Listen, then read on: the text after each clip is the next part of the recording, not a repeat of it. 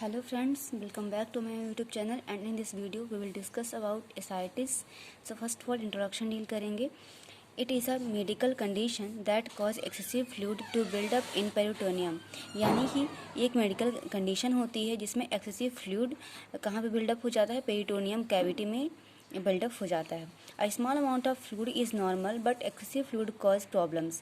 एक स्मॉल जो अमाउंट होता है फ्लूइड का अगर वो एक्यूमुलेट है तो वो नॉर्मल है, लेकिन अगर एक्सेसिव फ्लूइड एक्यूमुलेट होता है पेरिटोनियम में तो वो प्रॉब्लम कॉज करता है. A most common occur when liver fails to function properly. ये कब होता है नॉर्मली?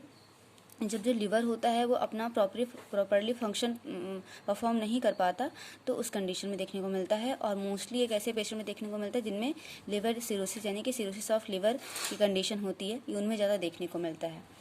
नेक्स्ट देखेंगे definition.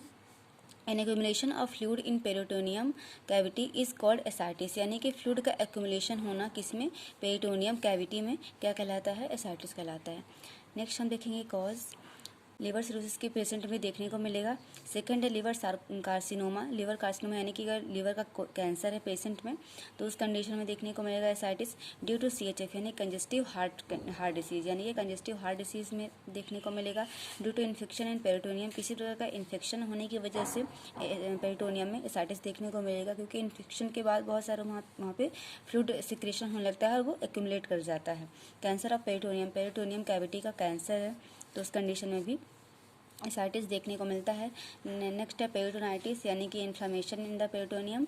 And portal hypertension. Portal hypertension यानी कि जो पोर्टल वेंस होती हैं उनका अगर जो प्रेशर है वो इंक्रीज़ है तो उस कंडीशन में भी एसाइटिस देखने को मिलता है. ठीक है. नेक्स्ट हम देखेंगे क्लिनिकल मैनिफेस्टेशंस. फर्स्ट होता है एब्डोमिनल डिस्टेंशन. पेशेंट में एब्डोमिनल डिस्टेंशन देखने को मिलेगा. एब्डोमिनल पेन होगा, डिस्पेनिया होगा यानी कि लो respiration rate. And protruding umbilicus यानी कि जो अम्बलाइकस होता है वो प्रोट्यूड हो जाता है. ठीक है.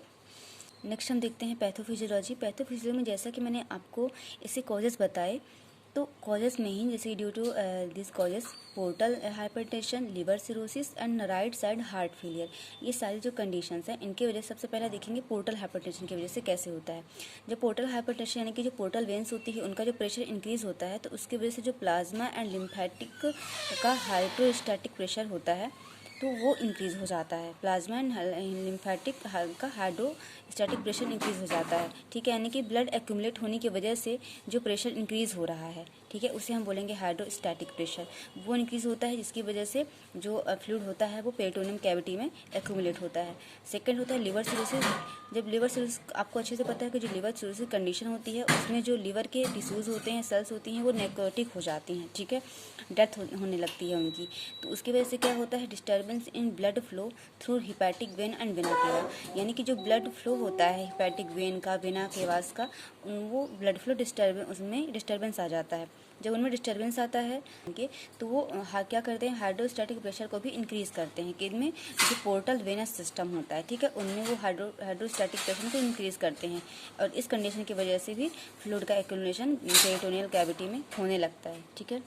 और थर्ड है राइट साइड हार्ट फेलियर, जो मैंने यहाँ पे आपको बताया कंजेस्टिव हार्ट फेलियर, ये वाला. ठीक है. तो उसकी वजह से क्या होगा, congestion in portal venous system, उसकी वजह से भी हाइड्रोस्टैटिक प्रेशर इंक्रीज होगा and accumulation of fluid in the peritoneal cavity. यानी कि ये जो तीनों कॉजेज हैं ये किसको अफेक्ट करते हैं, जो हाइड्रोस्टैटिक प्रेशर है ये उसको इंक्रीज़ करते हैं, डायरेक्टली या इनडायरेक्टली ये हाइड्रोस्टैटिक प्रेशर को इंक्रीज़ करते हैं. ठीक है. यानी कि ब्लड फ्लो को ही कहीं ना कहीं ये इफेक्ट डालते हैं, डिस्टर्बेंस डालते हैं और उसकी वजह से फ्लूइड का एक्यूमुलेशन होने लगता है और साइटिस कॉज होता है. ठीक है. नेक्स्ट हम देखते हैं डायग्नोस्टिक इवैल्यूएशन. फर्स्ट है प्रेजेंस ऑफ क्लिनिकल मैनिफेस्टेशंस, यानी कि मैंने आपको जितने भी क्लिनिकल मैनिफेस्टेशंस बताए अगर वो प्रेजेंट हैं तो हम डायग्नोस कर सकते हैं एसाइटिस को. सेकंड है एब्डोमिनल पैरासिंटेसिस. मैंने एक पिछली वीडियो में भी आपको बताया था कि पैरासिंटेसिस क्या होता है. यानी कि इसमें हम क्या करते हैं, एक निडल इंसर्ट करते हैं एब्डोमिनल कैविटी में और उसके थ्रू जो एक्सेसिव फ्लूइड एक्यूमुलेट हुआ है उसे हम निकालते हैं. उसे हम क्या बोलते हैं, एब्डोमिनल पैरासिंटेसिस बोलते हैं. नेक्स्ट है एक्सरे एब्डोमिन करेंगे. ठीक है। एक्सरे करेंगे एब्डोमेन का, उससे भी हमें पता चल जाएगा। यूएसजी करेंगे, ठीक है, अल्ट्रासोनोग्राफी करेंगे। नेक्स्ट हम देखते हैं मैनेजमेंट में फर्स्ट है मेडिकल मैनेजमेंट में हम एब्डोमिनल पैरासिंथेसिस करेंगे। यहाँ पे दोनों में डायग्नोस्टिक इवैल्यूएशन एंड मैनेजमेंट में दोनों चीज़ सेम लिखी है। इसमें हम जो पैरासिंथेसिस करेंगे, अगर कोई फ्लूइड निकलता है तो हम डायग्नोस कर सकते हैं, तो इसके लिए हम यहाँ पैरासिंथेसिस करते हैं। और इसके मैनेजमेंट में भी हम एब्डोमिनल पैरासिंथेसिस करते हैं, यानी कि aspiration of accumulated food from peritoneal cavity, यानी कि पेरिटोनियल कैविटी से जो एक्यूमुलेटेड फूड है उसे एस्पिरेट करना, ठीक है, बाहर निकालना, ठीक है। नेक्स्ट डायूरेटिक्स देंगे, जिसमें क्या क्या आता है, फ्रूसेमाइड आता है, स्पाइरोलोनोलैक्टोन्स आता है, ठीक है। डायूरेटिक्स क्या होते हैं, ऐसी ड्रग्स होती हैं जो एक्सेसिव फ्लूइड होता है बॉडी के अंदर, उन्हें वो बाहर निकालती हैं, यानी कि हमारी जो यूरिन होता है, यूरिन का एक्सक्रीशन इंक्रीज कर देती हैं, जिसकी यूरिन के थ्रू जो एक्सेसिव फ्लूइड होता है बॉडी के अंदर, वाटर होता है, वो कम हो जाता है, बाहर निकल जाता है बॉडी से। नेक्स्ट हम देखते हैं सर्जिकल मैनेजमेंट। फर्स्ट है पेरिटोनियल वेनस शंट, यानी कि continue shunting of ascites fluid from the peritoneal cavity to the jugular vein by means of surgical implanted subcutaneous plastic tube.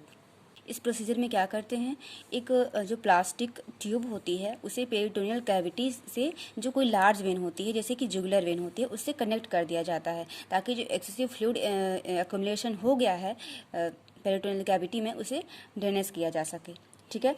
Next हम देखते हैं नर्सिंग मैनेजमेंट। क्या क्या नर्सिंग मैनेजमेंट करेंगे, fluid restricted of patient after admitting, यानी कि जो fluid होता है, यानी कि वाटरी फूड है, उन्हें हम रिस्ट्रिक्ट करेंगे, पेशेंट को ना लेने के लिए कहेंगे, ठीक है, after admitting.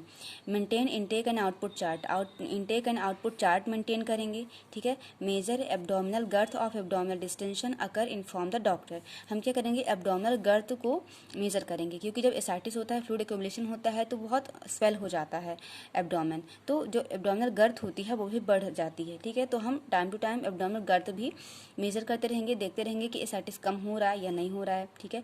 Output should be more than intake, ठीक है, जो इनटेक है, जितना वो इनटेक कर रहा है, तो आउटपुट क्या होना चाहिए, ज़्यादा होना चाहिए, ठीक है। Ascites to assist to doctor for abdominal paracentesis, ठीक है, असिस्ट करेंगे एब्डोमिनल पैरासिंथेसिस को, ठीक है, डॉक्टर से।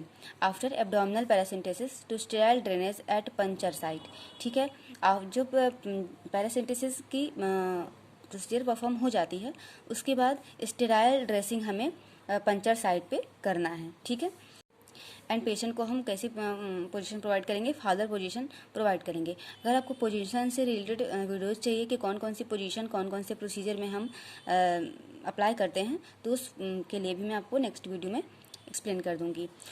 नेक्स्ट है मॉनिटर TPR, यानी कि हमें प्रॉपर TPR मेंटेन करना है, टेम्परेचर, पल्स, रेस्पिरेशन हमें मॉनिटर करना है।